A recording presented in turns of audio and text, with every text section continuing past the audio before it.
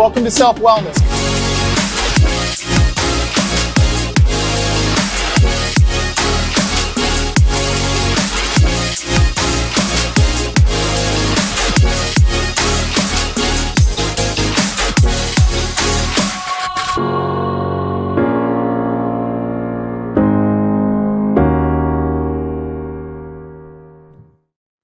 Welcome back to another episode of Maha with Mike, when we strive to make America healthy again, hopefully the whole world. Today, we're going to be bringing on Dr. Alexander and John Leake, two special guests. First one, we're going to talk about the new craze, Ozempic, and what the long-term side effects could be and its potential benefits or lack thereof in preventing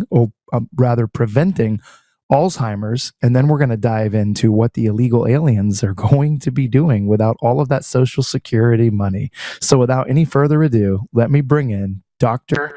Paul Alexander. Hey, how are you? Good morning. Thanks for having me on your show. It's an honor and a privilege. Absolutely. Thank you so much. So we need to dive into this, and, people who don't understand that, originally a lot of these semaglutides were derived from a Gila monster venom, and the long-term side effects have not been so pleasing. But I have heard so many people talk about like the zombie effect. I've got a good friend of mine whose mom started taking it up in New York. And, her face just got very, very dark, and the side effects are absolutely horrible. I want to show you real quick, Dr. Paul, and this is a very serious podcast, but we also try to make light of serious situations. So I want to roll some footage of somebody who has been experiencing some side effects. Drake, go ahead and roll that footage for Dr. Paul. See if we can get his opinion on it.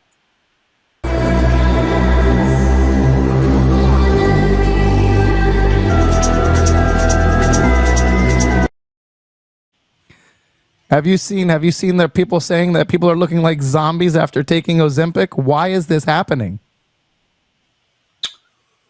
Well, I mean, first of all, what you need to understand is that we have these GLP-1 agonists that have been beneficial, have shown a lot of benefit, and doctors clinically have used it, especially cardiologists, for treating type 2 diabetes and the associated risks such as stroke, cardiovascular disease, etc. Now, the interesting thing is the weight loss from the Ozempic, that class of semaglutide GLP-1s, is like listed as a side effect. And then it became this new craze that this is this weight loss drug that is a huge problem right now, because we have young kids, 8-9 years old, want to stay thin, and it's a big competition now in schools in North America, in the West, that is going to pose a lot of health problems. Because here's the problem that we have today as we sit here: we don't have the proper studies, we don't have the proper randomized controlled trials, blinded, placebo-controlled, double-blinded. We don't have the proper studies of the proper duration of follow-up. So that's long duration of follow-up, so that you could uncover adverse effects, rare events, etc. We have low rates of even the dementia studies, that the Alzheimer studies that is being reported on right now. The dementia rates in the studies were low to begin with. And there's so many confounding factors. Confounding factors are variables that could distort the findings, because these have been observational studies. And you cannot, most observational studies are weaker designed than randomized controlled trials. We know that. That's our problem from even the COVID situation that we went through with the vaccines that were approved. So today we have a situation where everyone is talking about Ozempic because it's as a weight loss and using it to drop weight. But we also have now, because I've written about it in my own Substack, a lot of reports of side effects, serious side effects, gastrointestinal issues, serious issues where a lot of suicidal ideation, people have serious thoughts about taking their lives. There's rebound weight gain. Now we're beginning to understand that once you put on Ozempic, Wegovy, Munjaro, whatever name you want to call it, this is going to be a lifelong situation for you. And here's the bottom line, sir. The bottom line is that unless we have data that examines the harms of a drug, a vaccine, a medical device, then we don't know the long term implications of it. And while it is important for us to keep body weight down, especially with issues around metabolic disorder and stuff, where we have so much obesity and excess weight in Western countries, even the United States, but there's no real true tried strategy other than a physically active lifestyle, getting off the couch, no sedentary living, proper diet, not dieting, just reduction in sugar intake, reduction in high fat food, etc. There's nothing that will replace that. And I do know that there are situations, really tough situations, where bariatric type surgery, where you have to do some people have to resort to stomach reduction in size, etc. I do know there are situations that require those sorts of measure. But until we have the proper studies, sir, that could exclude harms and could prove these drugs are safe as a weight loss drug and to be used the way they are being used now, so fashionably, I think we're going to run into a serious problem. And I don't, right now, from looking at the work, I don't buy the results from the Alzheimer's disease study showing Ozempic has some protective effect. I don't buy it. Well, especially because there's not a lot of long-term studies showing how it would remove, the amyloid plaques that are developing in the brain from years of neglect and poor diet. But one of the other things that we're very, very, I'm a very big proponent of telling people to be very cautious about, the certain types of iodine that they take. We have a very nice organic iodine to protect the thyroid, but I highly recommend, if somebody is not going to listen to the side effects, they need to be taking a high quality iodine while taking semaglutide, because one of the long-term side effects is thyroid issues. And now we're starting to find out that a lot of people who started less than a year ago are having issues with their thyroids, and thyroid cancer is now a concern. But I've also been reading, and I was talking with my producer before the show had even started. I think we have a video here we want to play for you about people that are having issues with their muscle development or muscular development. Drake, roll that video if you have that, for the Wegovy and Ozempic, for the muscles. Ozempic helped millions lose weight, but there's a dangerous side effect doctors aren't warning you about. And if you're over 35, it could leave you permanently disabled. Let's get real. Ozempic works by mimicking a hormone called GLP-1. It suppresses your appetite, but here's the catch.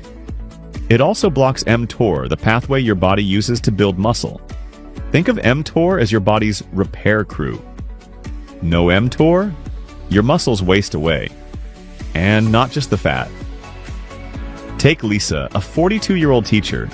She lost 25 pounds on Ozempic but started falling at work. Her doctor said it was normal fatigue. Turns out her muscle mass had dropped to levels seen in 80-year-olds. This isn't rare, and according to a 2021 study from the Step 1 trial, participants using semaglutide, Ozempic, experienced significant reductions in lean body mass, with muscle loss being a major contributor to weight loss. So berberine is a supplement that we've been developing here at airwaterhealing.com and partnered with Global Healing. And, we've been screaming about the benefits. There's even potential benefits with cancer for berberine. And I think it's way safer than the GLP-1. So Dr. Paul Alexander, let's get into it. What are some of the things that you guys are seeing and the long-term side effects if people don't start getting off of this semaglutide and go back to, like you were talking about, not specifically dieting, like sticking to, less food, but watching the kinds of food that we're eating? Well, one of the most important side effects, as you are saying, is the issue of muscle mass loss. Because when you deprive the body of the kind of weight loss that is happening here. We are also catabolizing protein. So you are not just cutting fat, you are cutting muscle. And that will present a host of problems for you in the future, especially in terms of how you could manage your skeletal structure and move around. You're going to be prone to a lot of injuries. We're seeing a lot of gastrointestinal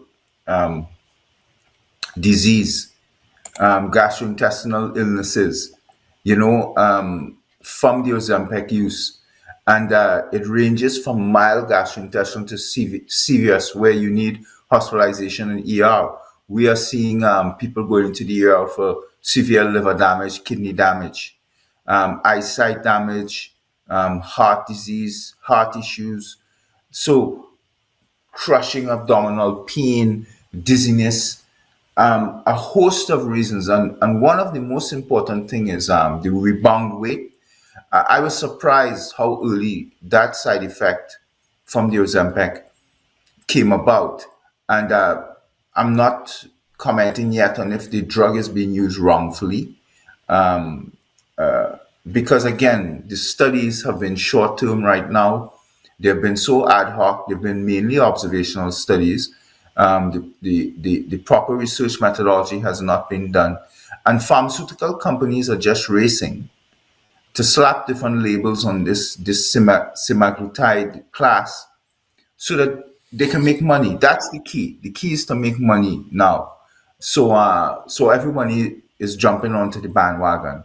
And the danger for it is we live in this Western society where we have this fixation on leanness, which, well, the reality about, I'm not talking about the aesthetic looks of the leanness, but I'm talking about the health part of leanness, because you don't want to carry excess weight, especially in your abdominal region. You don't want to have high cholesterol, etc.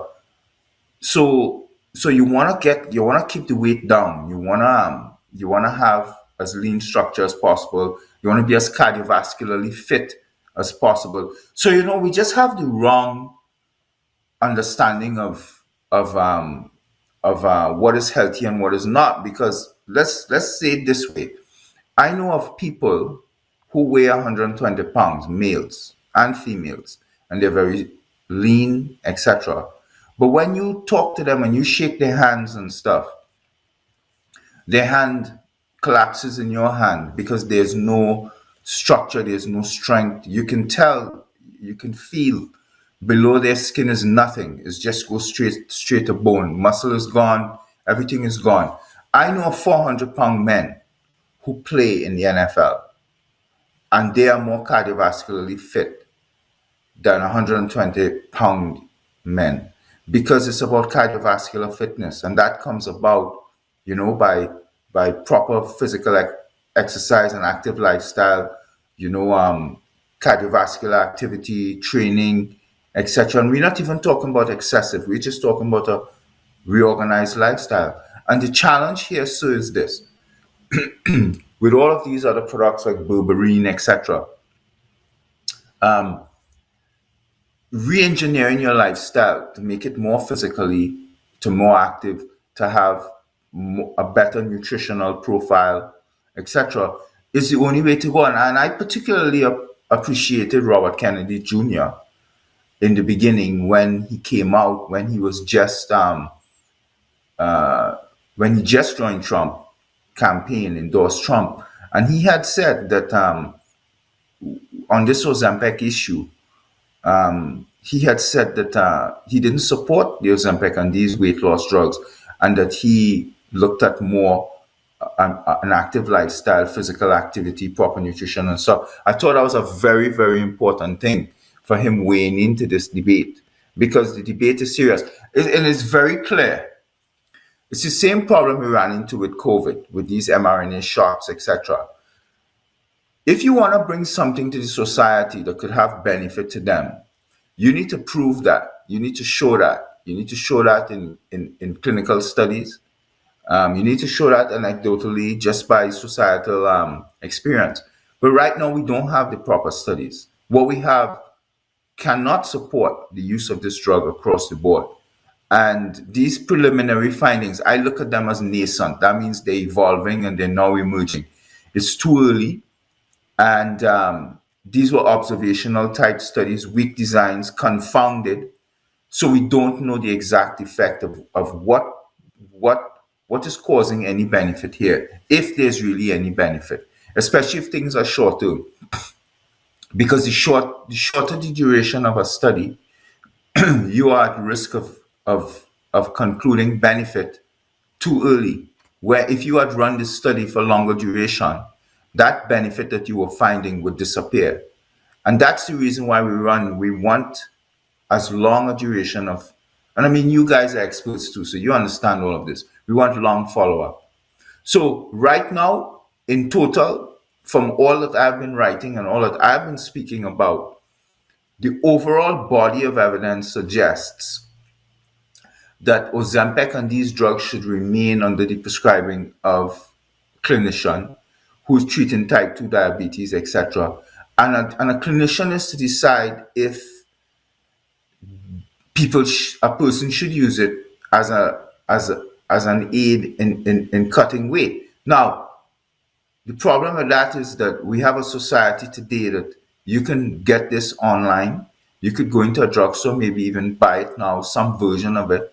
So that's the crazy part of it. And once you get young people, boys, young teens, young girls, teens, interested in this, and they are now, and hooked on it, because they're going to pop this like how they pop their cafe latte. And that's going to be a huge problem if this turns out to be the way it's looking right now. It has side effects that we have not addressed. And so it's a huge problem. And I actually appreciate you guys doing this show, because it's an important topic. Well, and the other thing that, is raising eyebrows is how many lawsuits have already been filed. There's over 1,400 lawsuits that have been filed, everything from gastric bowel issues to the muscle issues that you and I were just talking about. And all of these side effects, and it comes down to, unfair practices and the advertising that they're putting out there. They're not warning specifically on the side effects, and like you said, when you take a repurposed drug, that was, one of the side effects was you might lose weight. And now they're like, hey, let's run with this and let's just go and scream this from the mountaintops without informed consent. This is where it's going to get companies that could be doing very good, doing very bad, right? Because they're not putting the research and they're not doing the double-blind placebo studies and seeing long-term effects on the human body. So one of the things I wanted to ask you is, I'm not sure if you're familiar with this molecule, but I was doing a seminar last weekend and we were doing a lot of research on nitric oxide actually being a very potential benefactor to reversing and also preventing Alzheimer's. So nitric oxide is definitely something, if you've got any expertise on it, love to talk about it. If not, we could just refer people over to Air Water Healing and check out our Cardio Miracle product. But I talked with a board certified physician this weekend, and he was very excited about the potential of nitric oxide, boosting not only your respiratory cycle, but also its effects on reversing and preventing Alzheimer's. Well, I have been reading up, and I had seen some preliminary findings about nitric oxide playing some role in flipping that kind of molecular switch for these sorts of inflammatory diseases like Alzheimer's. And even though the research is new and it is unfolding too, some of the findings seem to be very promising. So I like the fact that you mention it, and I think it plays a role on what's the name of that protein? I think it's called SIRT1, SIRT1. I'm not too not completely conversive on it today, but I mean, it's something I could come back and talk to you about Perfect. more. Yeah. Yeah, and again, I think sorry, the no, more I'm just the more saying. that You go ahead. go ahead. Yeah, no, I'm just saying that again, like everything else, we need to look at it properly in the proper studies, but preliminary findings seem to be promising, and and I think we need to have a serious discussion about its role in issues, not just in Alzheimer's, in issues around Parkinson's disease, etc. And so I think it's a really good topic at this point. And what I find is, with nitric oxide, from previous research, we're finding that the side effects, are minimal, if existing, so that you want to keep the person in a healthy state when they're using anything, and even not just drugs, any supplements, anything. You don't want them using things that could cause a problem. So you want them to use safe, safe compounds, safe products. Yeah, 100%. And another thing that we were talking about this weekend was about AMPK, right? That's an enzyme that activates the energy levels in a cell when they're low, and it also can help restore energy by promoting the glucose uptake. And I think that's why we're now starting to see a lot of people who are increasing not only fatty acid oxidation, but while being careful of how much fats you're consuming. I've seen so many stories of people saying that they not reversed, but they slowed the progression of Alzheimer's by completely cutting out sugar, cutting out carbs, and putting in healthy organic fats like coconut oil. I saw a documentary the other day where there was a woman who started giving, spoonfuls of coconut oil to her husband and completely slowed the progression of Alzheimer's. And here you are now talking, you got people like Wegovy coming out and saying, hey, this drug might be beneficial. Well, how is it beneficial if you reverse the Alzheimer's, but people are losing their muscle mass? That's something that has to be addressed. Yeah, well, that again, and that could only be addressed in the proper clinical trials, comparing the drug to placebo, comparing those compounds to placebo, and long term, and finding the proper patient important outcomes. And the reality about it is that we often run these studies that have soft proxy outcomes that are not important. Like when they ran the COVID trials, mRNA trials, they use things like antibody rises, titer level rises as an outcome.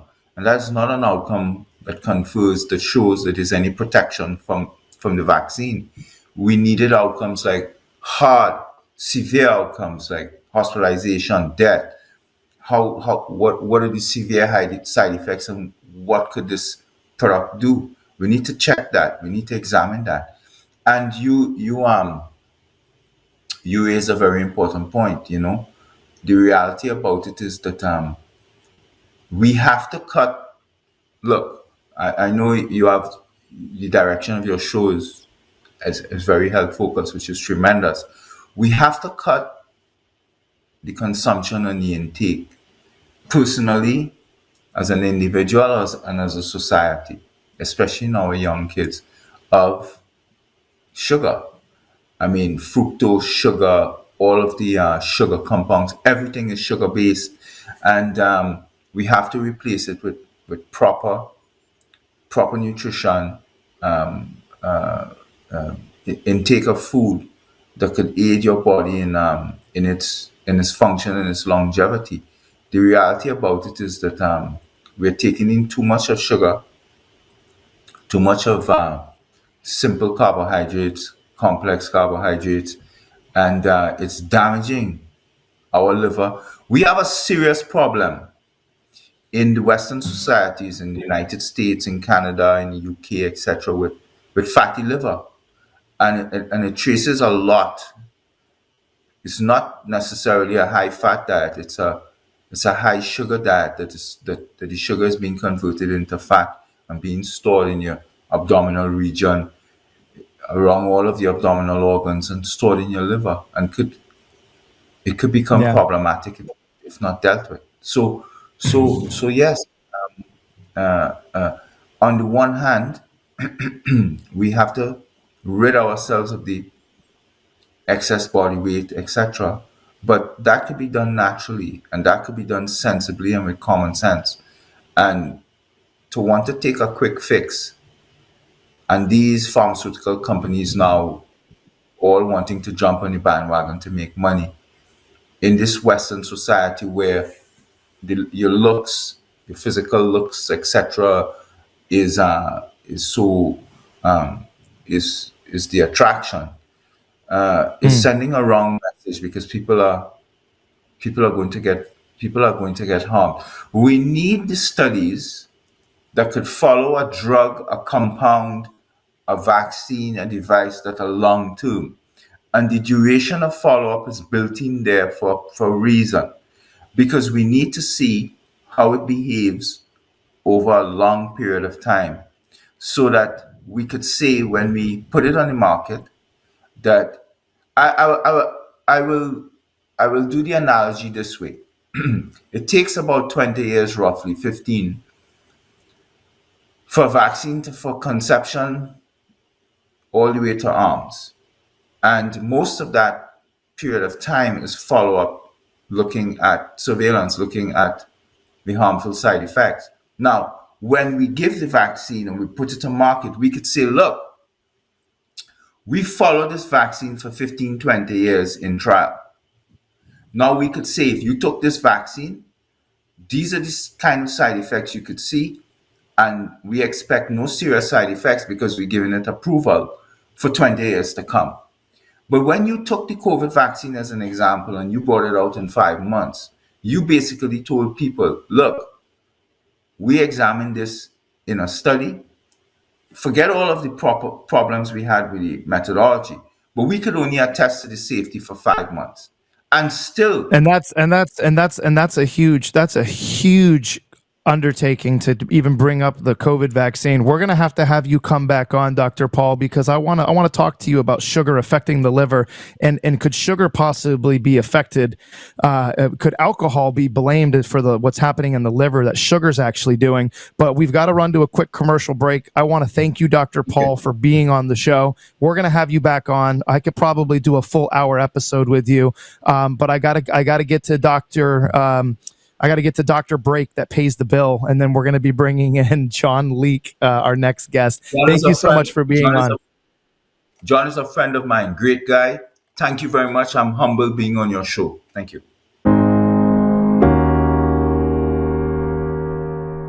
Are you looking for monthly income without the risk of stocks? Well, here's something you won't hear about on CNBC. There's a unique way to collect royalty checks directly from America's most productive oil fields. No exploring, drilling, or operational headaches. You simply collect checks month after month. The best part? You can get started with just $25 through any brokerage account. The Oxford Club's chief income strategist, Mark Litchenfield, breaks down what he believes is the #1 loyalty royal play for 2025. So visit LindellOilBoom.com now to learn more. That's LindellOilBoom.com. That's LindellOilBoom.com now to learn more. That's LindellOilBoom.com. Stop buying oil stocks and start collecting oil royalty checks instead.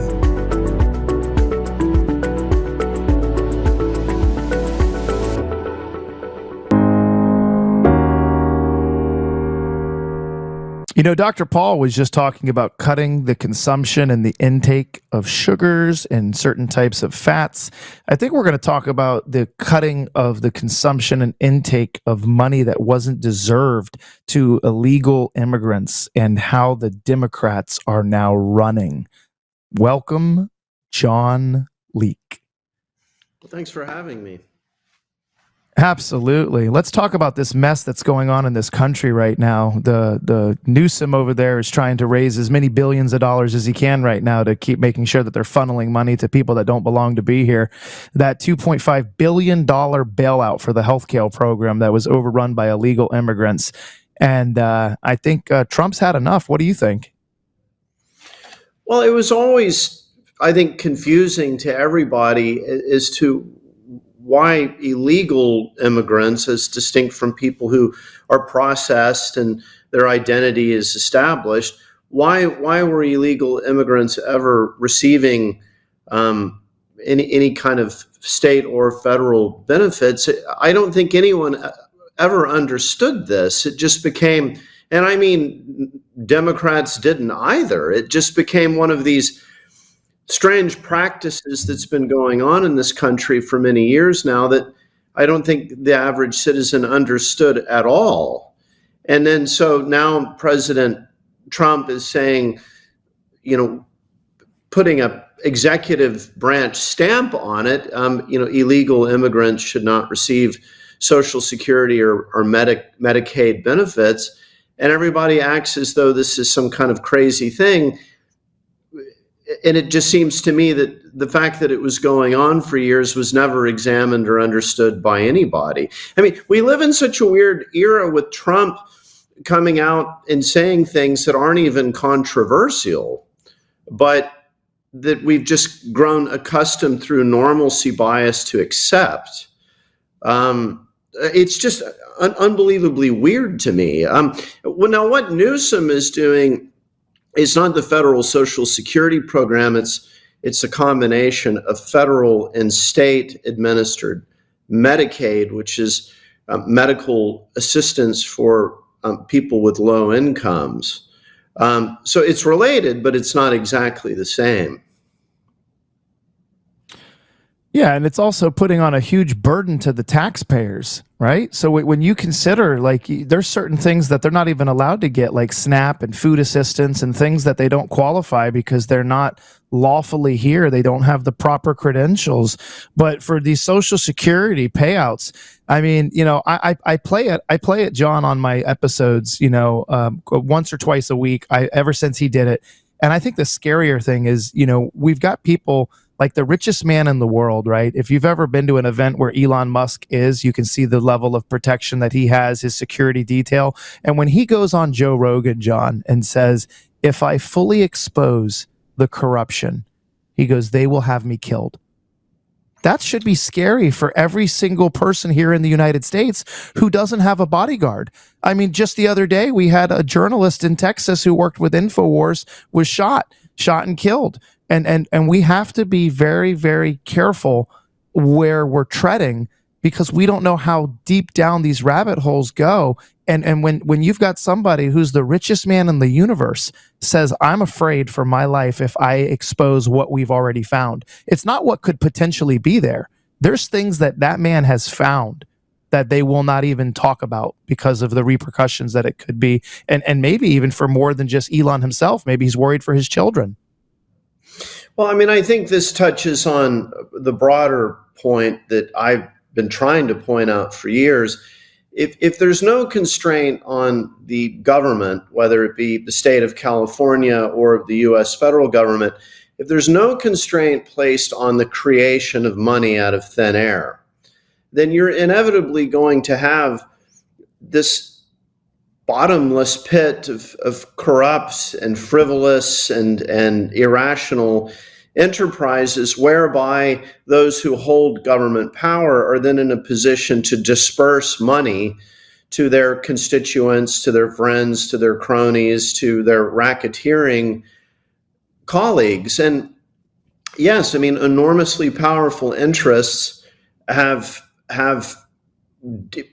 developed a kind of insistence on maintaining these payments using money created out of thin air because it's been a bonanza. I mean, I think that the strangest thing I've seen so far, and I've just arrived from London, so I'm a little jet lagged. Pardon me if I don't remember all the details, but there was if I remember correctly the details, a twice failed gubernatorial candidate in Georgia. And maybe you can help me with her name. It's slipping me. But it was discovered that a foundation that she created and was administering, a nonprofit, I believe had received $1 billion. And the program was this incredibly arcane, nonsensical thing involving combating climate change, specifically how climate change is deleterious to minority communities. And she received $1 billion of federal money to administer this program. And like, where did the money go? What exactly is it being used for? I mean, just every day we see these kinds of stories. And yes, it's completely insane. And this doesn't, to me, it doesn't have anything to do with being a Democrat or a Republican. It's just, are you a rational person, citizen, who believes in the rule of law? As distinct from the fraudulent disbursement of money to dubious interests. Well, and you remember the last president that tried to stand up against the Federal Reserve, and I don't know if you remember when he was trying to introduce some type of silver note dollars. I don't know if you remember what happened to that guy. It didn't end well for him. And the unchecked power of being able to just print money, I think it's gotten us to a point in this country where it's very, very scary. And I'm one of those people who I have been hoping that the Federal Reserve was something that was going to be brought up in this new administration. There has got to be a way to where we put some checks and balances on how much money that we're just printing and acting like it's just going to be okay. I hope that Doge does not go look at Fort Knox, because I wouldn't be surprised if there's no gold in that building. Yeah, and then that relates as well to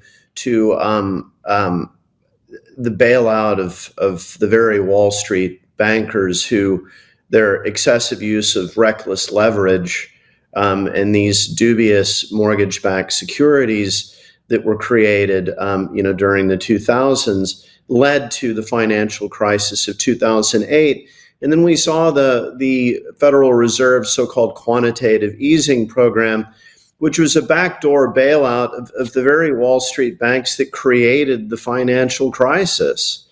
The problem with this monster is it's been around for so long now, and it's created so many distortions and perverse incentives in the economy.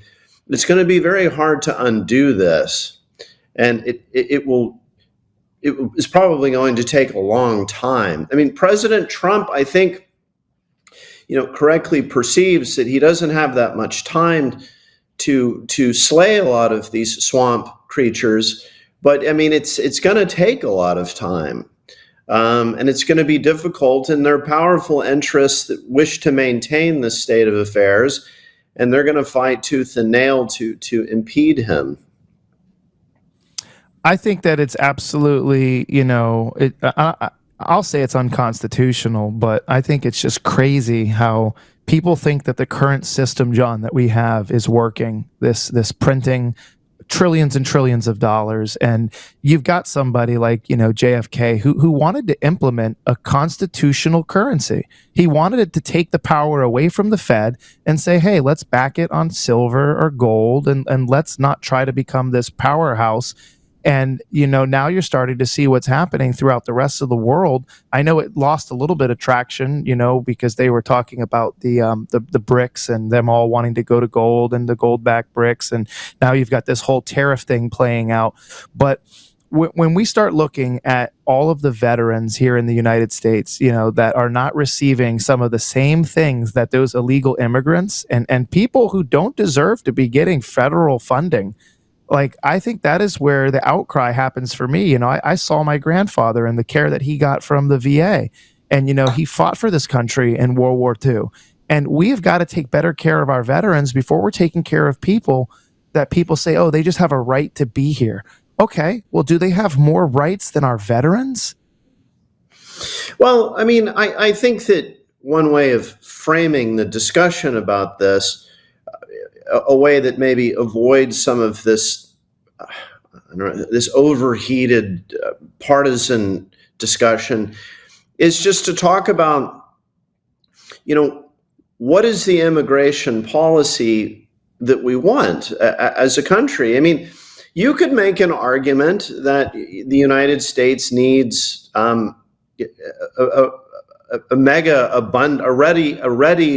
readily available abundance of labor because it brings production costs down. So, okay, well, you can make that rational argument. I'm sure you can. That then raises the question, well, If that's what we want, if that's what our industrial capital class wants, is more readily available labor, then why doesn't Congress just pass legislation to process more immigrants to the United States expressly to serve as low-wage laborers? You notice that Congress is reluctant to do that. This raises another question that I think is rather murky and not very well defined. Could it be that there is actually a racketeering enterprise that flourishes with bribery and kickbacks by virtue of having an abundance of immigration from the southern border, but keeping it illegal?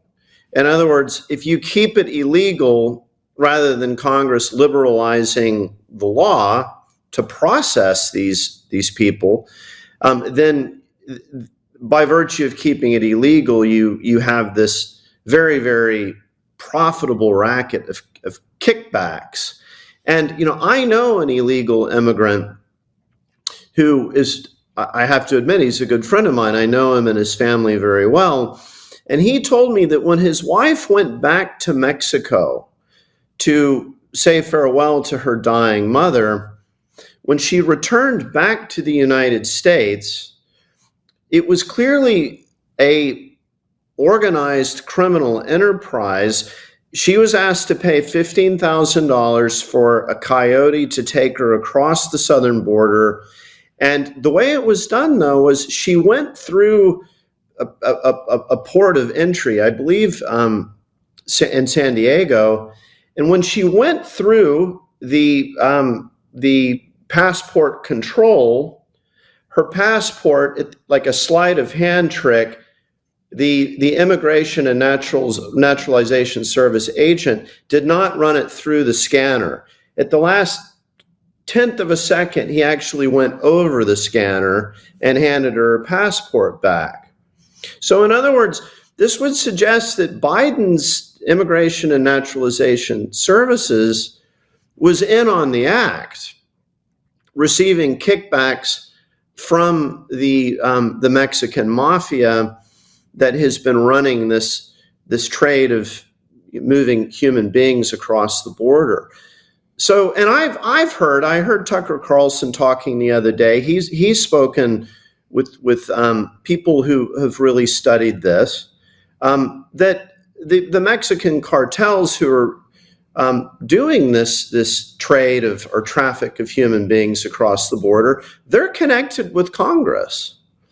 So I think part of the problem with a nation in which you have just trillions of dollars that are created out of thin air and dispersed is that it creates this pervasive culture of racketeering and organized crime. I mean, it's not really necessary for, Don Corleone to bribe, judges and have them in his pockets when the entire government has been corrupted by organized criminal enterprises. God bless my grandfather, and may God rest his soul. But I'll never forget growing up, and again, that Republican, Democrat doesn't matter. But my grandfather taught me two things, and many things he taught me. But one of the two things that he taught me the most was, I'll never forget when I was probably about 10 years old. My grandfather was writing a $2,000 check. And he was writing it to the guy that was running for the Democratic mayor. And then I saw him writing another check. And I go, but why are you writing a check to the campaign for the Republican? I go, aren't you a Democrat? He goes, yeah. He goes, but either way, I'm calling in my damn favor. So, it just goes, you got to play both sides. But the other thing that my grandfather always told me, and I laughed about it, John, he always used to say to me, he said, if you show me somebody who goes into politics broke and retires a millionaire, he goes, retires wealthy, he goes, I'll show you a crooked politician. And I saw a meme going around the other day, and it was on Instagram. and it said a doctor making 200,000 or was a doctor making $174,000 a year, and he's got a small little suburban house with a little Ford F-150 with a nice little boat behind it, and it says senator making 174,000, and there's 2 yachts in the houses on the intercoastal. And I'm like, that made, when you said that there's some type of kickback going back where she's got to pay 15 grand, and this is a friend of yours, right? A friend of yours, and his wife had to be smuggled back into the country.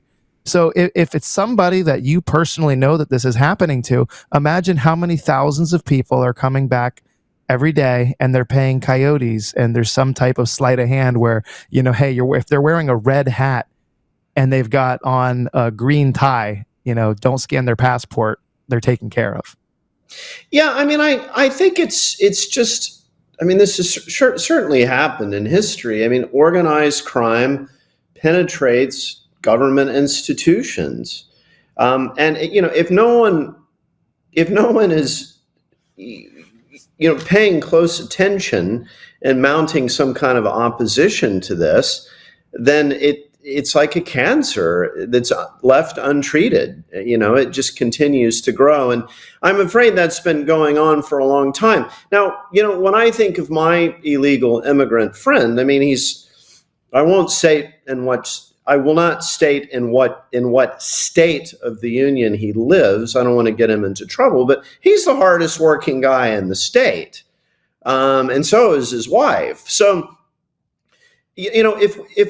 if we wanted to identify hardworking, honest people who we could use as laborers, and he is very well used as a laborer amongst the elite of this community in which he now lives, then why isn't he just processed? I mean, why isn't he just given a resident status?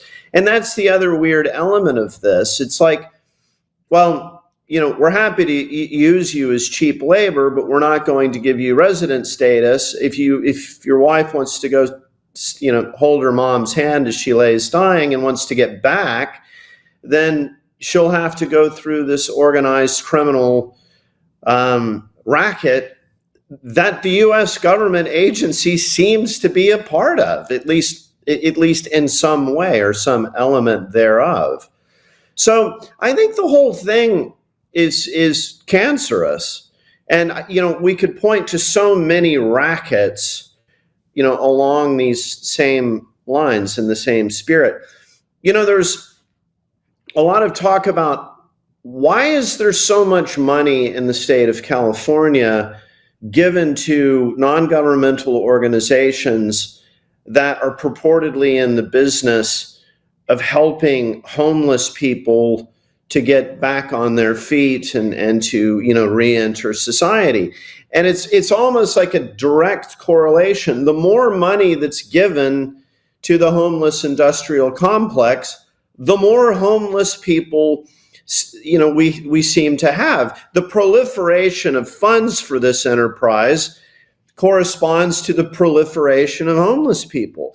Well, so you stop and think about this. It would seem that the last thing the homeless industrial complex wants to do is to reduce the amount of homeless people. The more homeless people, the more money is allocated to your enterprise. And I think I heard Thomas Sowell, the economist, point this out. The last thing these government agencies want to do is solve these social problems, because if they solve the problems, they would put their own agency out of business. And Sowell said this not tongue in cheek, like he was speaking in a perfectly matter-of-fact way. I don't want to pick on the military-industrial complex, but it's the same thing. I mean, we need dragons and enemies and perfidious Russians, and the world needs to be full of enemies, because if it weren't, then the Department of Defense would not be able to maintain a $900 billion a year budget. So, a world of rackets and racketeering. I'm afraid that's where we are. It's so funny that you say that, because it's just the useless spending, and it's at every level. It's not just the government. Like I had a conversation the other day as I was coming back from my mailbox, and I did what every one of us does when you get sent the 77-page book filled with all the advertisers from the Home magazine or the Garden magazine or all the restaurants that are nearby. You take that thing and you throw it right in the trash. You don't read that. It's just unsolicited mail. And billions and billions and billions of pounds of paper that are being printed on. Why don't they go use that to open up little apartments for the homeless people in San Francisco? So when I go out there for a conference, I don't have to step over feces. Like it was so sad, because San Francisco used to be one of the most beautiful cities in the world. And it's just, you look at the way that it's run, and, nobody wants to admit it, but it's the same exact thing when you get into the gun violence, right? You've got 17 of the 20 most notorious gun violent cities are run by Democratic mayors, but they don't want to put that correlation together, and they don't want to say, hey, this is not a left or a right problem.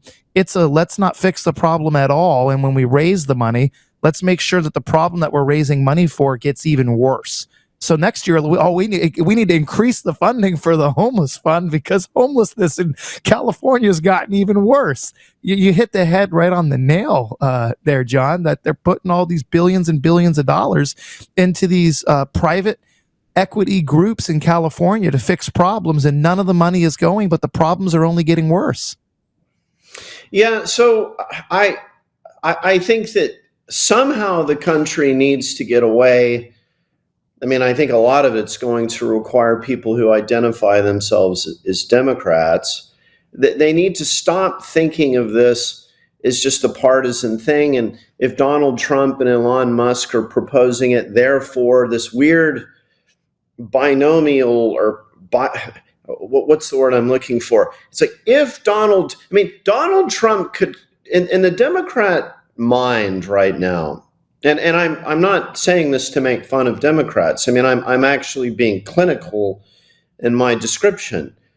If Donald Trump were to come out and honest to goodness, present the cure to all cancer, like the whole spectrum of cancer, if by some miracle the President of the United States were conferred with this knowledge, I think most self-identifying Democrats would rather refuse the treatment than acknowledge that President Trump had done something of value.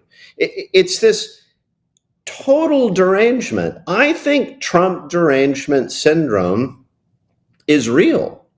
And it's very, not only is it real, but I'll take it a step further. If Donald Trump went out there and said, guys, fresh air, it's good for you. Breathe in through your nostrils real deep. This is good American air. The Democrats would put plastic bags over their head and been like, don't breathe air. They would. I mean, so Kennedy's Health and Human Services, I mean, to me, this was just the ultimate. I don't think this will ever be surpassed. Came out and said something that humane, reasonable, science-based people have been saying for years, that all of this animal testing, I mean, there may be some fraction of it that's really making a contribution to medical science, but just hundreds of thousands of animals are subjected to torture for medical testing. Mm-hmm. And it's not really clear that there's utility in most of this experimentation. So Kennedy's Correct. Health and Human Services comes out and announces that they want to phase out animal testing. And I'm sure they're going to have to get into the devil's in the details. Maybe there'll still be some animal testing. I don't know. But, Fauci's notorious experiment of letting sand fleas devour the faces of live beagles. I mean, some of these things are just hideous. So the announcement is made, and people I know and like who are self-identifying Democrats, the knee-jerk reaction was, "Oh, that's unscientific. That's throwing away things that are of potential benefit." it's like you just understand that Donald Trump just got you to say that you favor cruelty to animals. I want you to understand how deranged you are. Listen, John, we're gonna have to have you back on the show. This was a fun dive with you. You're absolutely right. And if Trump would have just said, "Hey, we want to increase the amount of animals we're testing on," they would have the day before been like, "That's it. We need to bring him to Guantanamo Bay because he's killing dogs." But you're right, and that's the derangement of the left. Thank you for coming on the Maha with Mike show. We'll have you on again. And I know your jet lag, just got back from London, so thank you so much. Welcome back to the sweet soil of the U.S., and we'll have you on again. And guys, I will see you guys on Friday on another episode of Maha with Mike.